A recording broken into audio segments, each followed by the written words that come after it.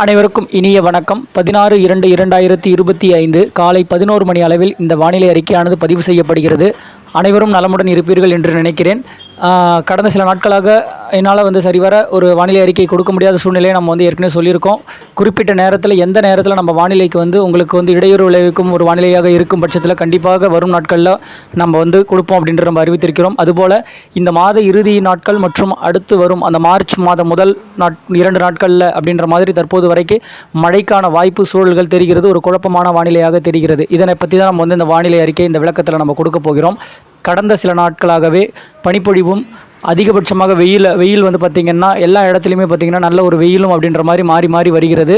இரவில் கடும் குளிரும் பனிப்பொழிவு அதிகாலை வேளையில் ஒரு இடங்களில் ஆங்காங்கேவும் மற்றும் பார்த்திங்கன்னா பகலில் அதீத வெயில் அப்படின்ற மாதிரி சில பேர் சில இடங்களில் இதெல்லாம் உணர்வீங்க அப்படின்ற மாதிரி இருக்கக்கூடிய ஒரு சூழ்நிலையாக இருக்கிறது. இது எதன் காரணமாக அப்படின்னு பார்த்திங்கன்னா உயரழுத்தத்தின் தாக்கமானது மத்திய இந்திய தரைப்பகுதிகள் மற்றும் மத்திய வங்கக்கடல் பகுதிகள், அப்புறம் பார்த்திங்கன்னா அரபிக்கடலில் வடக்கு பகுதிகள், அதாவது ஓமன் வளைகுடா அந்த இடைப்பட்ட பகுதிகளில் உயரழுத்தங்கள் நிலவி வருகிறது. இதனுடைய தாக்கமானது தமிழகம் மற்றும் புதுவையில் மற்றும் இலங்கையும் ஊடாகவே இந்த ஒற்றை குளிர்காற்று அலை, அதாவது வறண்ட குளிர்காற்று அப்படி பரவுறதால நல்ல ஒரு வெயிலாக அப்படி ஆங்காங்கே அப்படின்ற மாதிரி தெரியும்.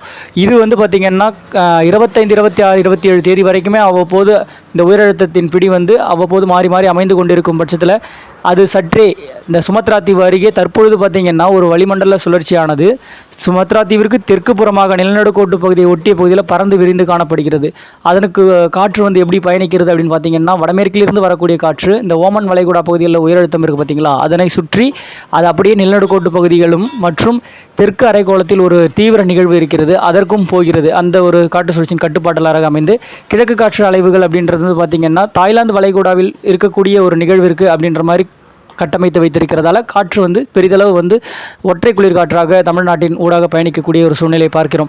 இது வரும் நாட்களில் எப்படி மாறப்போகுதுன்னு பார்த்தீங்கன்னா 28, 29 தேதிகளில் தாய்லாந்து வளைகுடா பகுதிகளில் இருக்கக்கூடிய அந்த ஒரு சுழற்சியும் இங்கே நிலநடுக்கோட்டு பகுதியில் இருக்க வளிமண்டல சுழற்சியும் இணைந்து அது தீவிரமடைந்து காற்று சுழற்சியாகவோ அல்லது காற்றழுத்த தாழ்வு பகுதியை அரைக்கும் அப்படின்ற மாதிரி தற்பொழுதைய சூழ்நிலையில் அப்படின்ற மாதிரி தெரிகிறது. இது மாறுதலுக்கு உட்பட்டது. இன்றைய வானிலை அமைப்பின்படி இது பார்த்திங்கன்னா இலங்கைக்கு தெற்கு தென்கிழக்கு புறமாக அமைந்து இலங்கையின் தென்பகுதிகள் ஊடாக பயணிக்க செய்யும் என எதிர்பார்க்கப்படுகிறது தற்போது இருக்கிற சூழ்நிலையில்.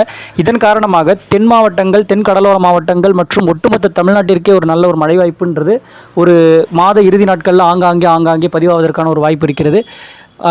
சொல்லப்போனால் இது இன்னும் மேலே வடக்கு நோக்கி இந்த உயரழுத்தத்தின் பிடியை தள்ளி முற்பட்டு உள்ளே வரும் பட்சத்தில் கண்டிப்பாக ஒட்டுமொத்த கேரள பகுதிகள் மற்றும் தெற்கு ஆந்திரா மற்றும் கர்நாடகா தெற்கு பகுதிகள் ஆங்காங்கே மழை பொழிவதற்கான ஒரு வாய்ப்பு இருக்கிறது. இந்த மழை பொழிவின் தீவிரமானது எப்படின்றது அடுத்தடுத்த நாட்களில் எங்கே எப்படின்றது தெரிய வரும்.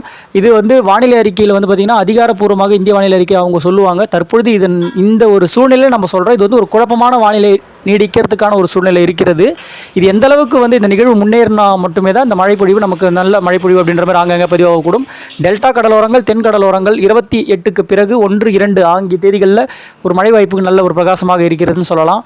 பார்ப்போம் அது பொறுத்திருந்து எந்த அளவுக்கு மழை முன்னேறி தரப்போகிறது அப்படின்றத நம்ம கொடுக்கணும். ஏன்னா உயரழுத்தத்தின் தாக்கமானது சற்று விலகி இருக்கக்கூடும். அப்போது பார்த்திங்கன்னா ஓமன் வளைகுடா பகுதிகள் அப்படின்ற மாதிரி இருக்கிறதுக்கான ஒரு சூழ்நிலை இருக்கிறது. இதனுடைய வரைபடத்தை நம்ம ஏற்கனவே உள்ள இணைச்சிருக்கோம் பாருங்கள். முன்னாடி எதிர்பார்க்கக்கூடிய ஒரு இடம் என்பது தெரிவித்திருக்கிறோம். ஓகே, வானிலை எப்பொழுதும் மாறுதலுக்கு உட்பட்டது. வானிலையோடு இணைந்திருங்கள். கரெக்டாக இனிமேல் பார்த்திங்கன்னா இந்த நிலை எப்படி இருக்குது அப்படின்றது அப்பப்போ நான் எனக்கு டைம் கிடைக்கும்போது கண்டிப்பாக அப்டேட்ஸ் பண்ணுவேன். வானிலையோடு இணைந்திருங்கள். நன்றி, வணக்கம்.